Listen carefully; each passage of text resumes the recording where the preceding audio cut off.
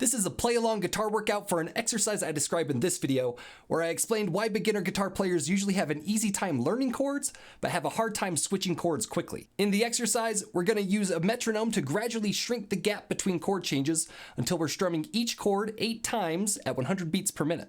In the first round, we're going to strum a G chord on the first click, and then use the next 7 clicks to get to a C chord, which will give us about 5 seconds to change chords. Then we're going to go back and forth 2 times. In each round after that, we're going to add a strum, which means we shrink the gap by about half a second in each round. It's gradual enough that most people can get it within a week or so. Then by the end of the 8th round, you'll be able to change chords smoothly with no gaps in between, and you can move on to trying longer chord progressions or adding a strum pattern. And if you have any issues with that, then try my free 4-part chord change bootcamp, and I'll get you smoothly strumming common chord progressions with a strum pattern. But for now, let's just see if we can switch between a G and a C with no gaps. Here we go.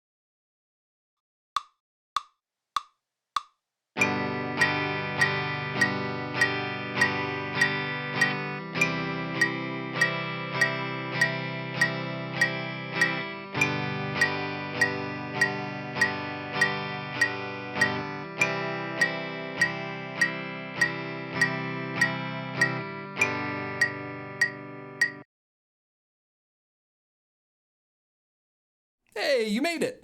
Nice. I've seen this method work hundreds of times with my private students, but did it work for you too? Let me know in the comments and maybe leave some words of encouragement for any other beginners who are thinking about trying this video out. And if you want some help with longer chord progressions and adding a strum pattern, then try this chord change bootcamp. They're each about 20 minutes long, there's no talking, and they focus on common chord pairs and progressions, consistent strumming, and cleaning up muted strings. So click here to get started, and I'll see you there.